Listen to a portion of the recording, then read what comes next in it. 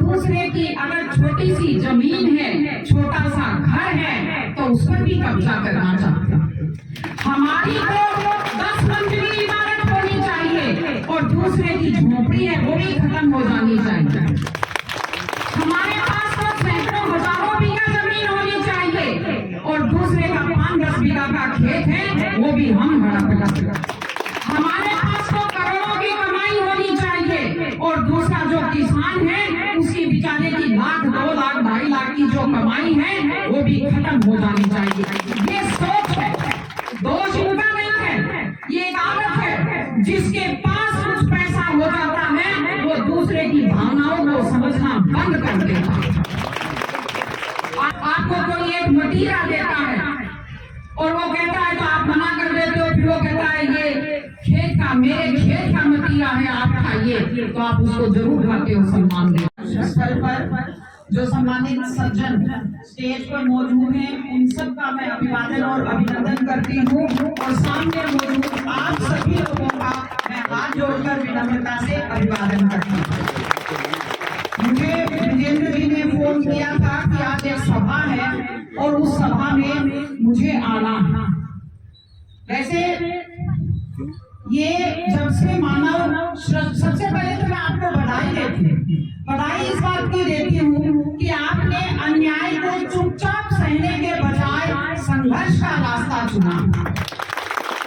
जब से ये सृष्टि शुरू हुई है न्याय और अन्याय, अच्छाई और बुराई, सही और गलत में एक संघर्ष चलता आ रहा है और हमारा कर्तव्य ये है कि हम लोग अच्छाई का साथ दें, बुराई के खिलाफ लड़े, अन्याय के खिलाफ लड़े। हम बुराई और अन्याय के खिलाफ लड़ेंगे तभी न्याय की जीत होगी, तभी सत्य की जीत होगी। आप लोगों ने संघर्ष का रास्ता चुना है, ये अच्छी बात है। हमारी एक आदत है कि हम लोग बड़ी शांति से चुपचाप चीजों को देखते हैं। जब तक हमारे घर के दरवाजे तक आग नहीं पहुंचती तब तक हमें पड़ोसी की चिंता होती नहीं। कभी कभी मुझे अचंभा होता है कि अंग्रेज, इतना छोटा सा तो देश है अंग्रेजों का ब्रिटेन, और वहां से जहाजों और नावों में बैठकर आए और भारत पर राज कर लिया। मुगल कितनी दूर से मध्य एशिया से घोड़ों पर बैठकर आए और इस देश पर राज कर लिया। क्यों कर लिया? क्योंकि हमारी आदत नहीं थी अन्याय से लड़ने की। अगर उस समय हमारी आदत होती जूझने की, संघर्ष करने की, गलत के खिलाफ लड़ने की, तो ना तो हमने मध्यकाल में गुलामी सही होती और ना हमने अंग्रेजों की 200 साल की गुलामी सही होती। इसलिए ये हम सबका कर्तव्य है, हमारी आदत है। हम क्यों अंग्रेजों के गुलाम हुए? जब 526 रियासतें थी भारत में, 526 थी। जब अंग्रेज उस पड़ोसी पर हमला करते थे, यहाँ बैठा हुआ राजा खुश होता था, अच्छा है वो मर रहा है, उसको सबक मिल रहा है। जब उस पड़ोसी पर हमला होता था तो सोचते थे अच्छा है उसकी अकड़ निकल रही है। अगर एक होकर लड़ते तो कोई कारण नहीं था कि हम गुलाम हैं।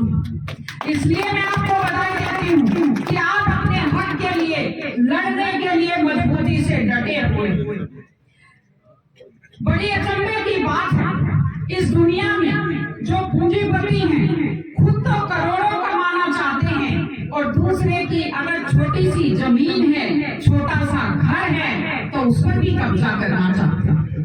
हमारी तो 10 मंजिली इमारत होनी चाहिए और दूसरे की झोपड़ी है वो भी खत्म हो जानी चाहिए। हमारे पास तो सैकड़ों हजारों बीघा जमीन होनी चाहिए और दूसरे का 5-10 बीघा का खेत है वो भी हम हड़प लें। हमारे पास तो करोड़ों की कमाई होनी चाहिए और दूसरा जो किसान है उसकी बेचारे की 1 लाख, 2 लाख, 2.5 लाख की जो कमाई है वो भी खत्म हो जानी चाहिए। ये सोच है, दोष इनका नहीं है, ये एक आदत है। जिसके पास कुछ पैसा हो जाता है वो दूसरे की भावनाओं को समझना बंद कर देता है। आज अपनी जमीन से कितना लगाव होगा? चौधरी चरण सिंह जी ने एक बार कहा था, जब नेहरू जी कॉर्पोरेट खेती की बात किया करते थे कि हजारों बीघा के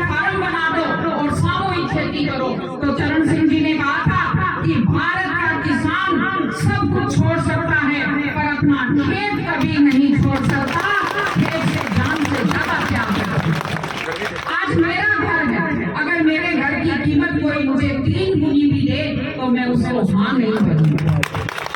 अपने घर के साथ लगाव होता, अपने खेत के साथ लगाव होता।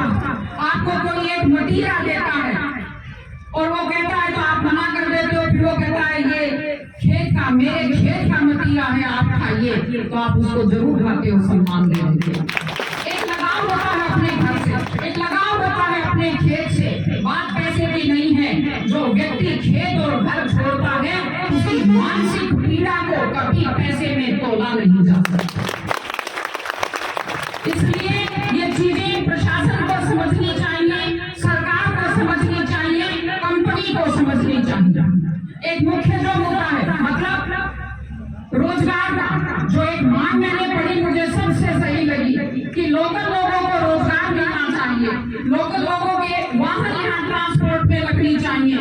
मतलब आप जमीन तो यहाँ की यूज करोगे, जमीन के नीचे जो पानी भगवान ने लाखों साल में बनाया है, पानी यहाँ का यूज करोगे और रोजगार आप दूसरे लोगों के दोगे, ये नहीं हो सकता। दूसरे लोग बड़ी संख्या में जो रोजगार के लिए आते हैं उनको यहाँ कोई उनकी रिश्तेदारी नहीं होती, यहाँ उनकी कोई जानकारी नहीं होती, यहाँ कोई उनका लिहाज नहीं होता, यहाँ वो किसी भी तरह का अपराध कर सकते हैं, किसी भी तरह का क्राइम कर सकते हैं, वो हमारी पूरी संस्कृति को और सामाजिक ताने बाने को खराब कर सकते हैं।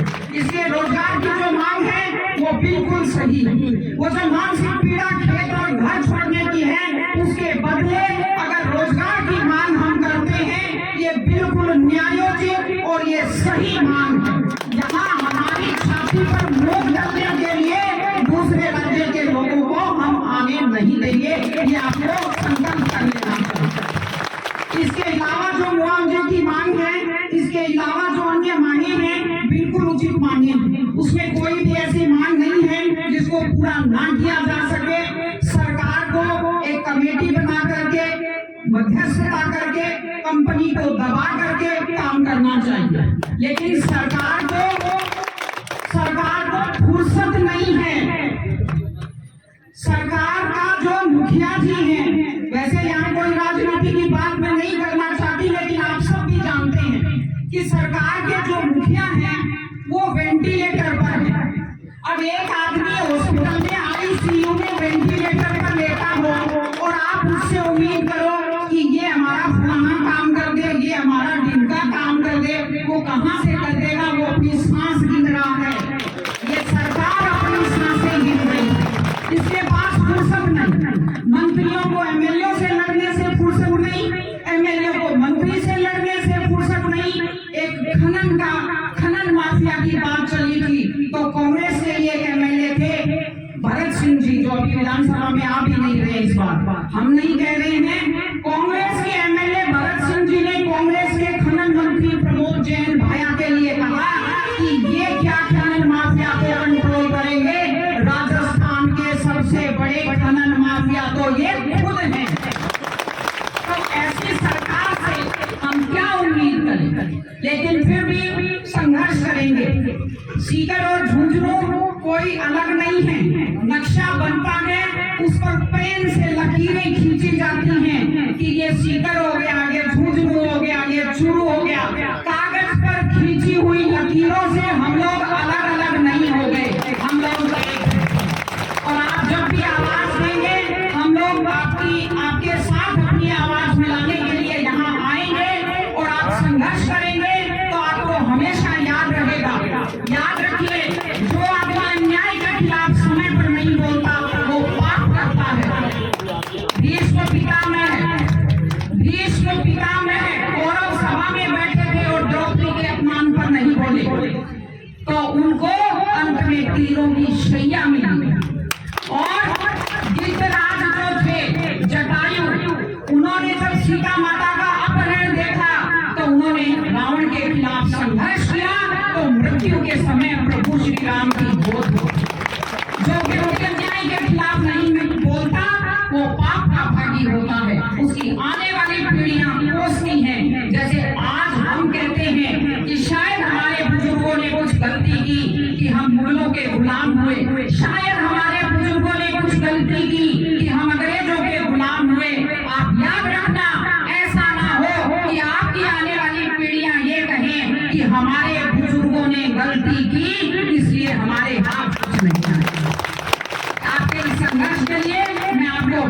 बहुत शुभकामनाएं देती हूँ। आप सबसे सहयोग मांगिए और हम लोग जब भी आवश्यकता होगी हम लोग आपके साथ बैठेंगे, चट्टान की तरह आपके पीछे खड़े रहेंगे, आपकी आवाज में आवाज मिलाएंगे।